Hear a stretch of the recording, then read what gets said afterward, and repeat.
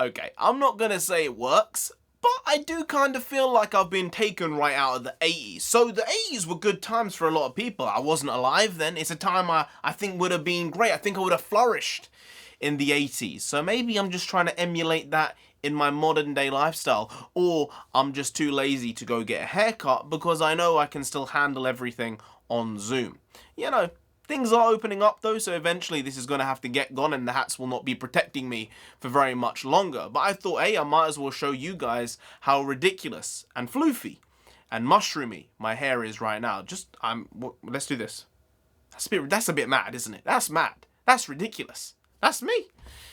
All me, in all my glory, and I am burdened with glorious purpose, as is Loki, so hey, I'm excited. Hey, NarendraTheComic here. Right now we're just going to be reacting to this little short clip of Loki. This one's called Clock. They've been putting out little bits, teasers, just to wet your whistle over the last week or so. So let's get to this clip. There's some stuff from the last couple of clips I want to talk about because it's interesting the way they're setting this up. But let's get to this clip anyway. Let's go. Loki, you're gonna start taking things seriously. No, he's not. Clock's always ticking. This has any relevance or bearing on... This is the good part. On June 9th. I am Loki. And I am burdened. Oh, he said, you know what? Purpose. He's really arrogant. The time for glory is now. Come on. What did you expect? Original series streaming. Hey, if there's one line Loki has, it's the I'm burdened with glorious purpose. I remember I said it in one of the other reaction videos about him being at Comic-Con in 2013 or 2012, just before Thor the Dark World was coming out. And he came out on stage with his costume and he said that line and they went absolutely ballistic. So I'm not surprised it showed up at one point or another in this show because it's just too iconic. Here there wasn't much other than Owen Wilson being absolutely legendary, and I think him and Tom Hiddleston have really good chemistry. The two of them have worked together before, and that worked out really, really well. So Marvel just said, hey, if it's broke, don't fix it. Let's just get them in a room together and it will just work out. And clearly there's something here which is very tangible. It's kind of like the Bucky-Falcon relationship. I'm going to keep harkening on about this, but I'm telling you, the TVA has something to do with Sakaar. If there was a way I could bet money on this, I would. I would take those bets. I would take the odds. The thing I was saying was, in the last trailer, they brought up this concept of the sacred timeline, and that everything is meant to happen at a certain time, and if things get changed, the TVA come and fix it because it's the sacred timeline. Everything needs to be at the right place, the right time for the timeline to carry on. But that itself brings up an odd conundrum, spiritually, metaphysically, you know, higher level thinking wise.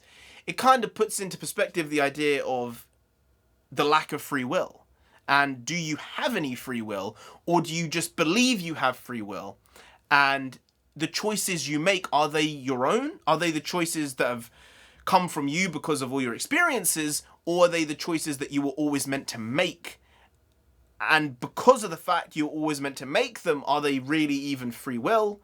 And is everything completely predetermined? And I think that is a odd question to ask. I don't think most people want to engage with that type of conversation. But when I took the time to look it over, it really is very far away to the widely accepted understanding of how life works, in that you do have free will, because this idea just rips that playbook up and says, no, you were meant to go down that road at that time. You were meant to do this at this point. You were meant to get into that car crash. And to some people, they believe that line of thought, and to other people, it is so foreign. But I think great art does that. And I think when those types of situations and thoughts get brought up, you kind of think about them a little bit more. And I know I have. I think that you need to understand and have the willpower to look into other lines of thinking. And whether it's right or wrong, whether it's true or not, we don't know. We're just lowly humans. There's probably a overlord race above us telling us what to do. I don't know what's going on. Conspiracy theorist hat on, you know?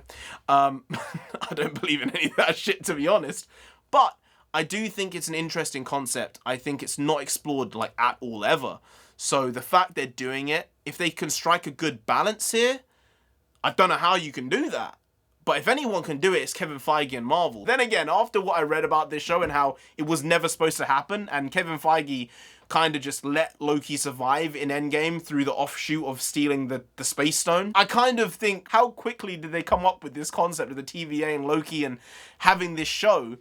Because it was never meant to happen. It just kind of popped out of the ether when they started discussing Disney Plus shows, and apparently it just came up as Loki's still alive, and it was, no, he's not, and it was, no, he is. In this way, he's alive. And they keep on expanding the universe, and sometimes it's good, sometimes it's bad, sometimes it's questionable, but I do think this one is going to be definitely on the good side, because Tom Hiddleston is a mad lad. You've seen his dance moves. He's a mad lad. If there's ever been one, he's a mad lad. Plus, Loki is, well, number one. Number one Marvel villain. People say, oh, no. Number one. Number one. Anyway, guys, if you did enjoy this video, please like, share, comment, and subscribe to the channel down there. If you didn't, Loki himself gonna come after you. You don't want that. No, you really don't. So just subscribe anyway to avoid that. Now, I've been NarendraTheComic. You've been Grant. We'll see you next time. That's tomorrow. If you don't know, make a video every single day. Been doing it every day for over 1,000 days now. We ain't stopping till we get to 10,000 subscribers. So do subscribe. Pop back again tomorrow for some more quality shitty content, because we're hashtag never not here. Just how it goes. Also bring the pagwas means nonsense in Punjabi, and we also bring that.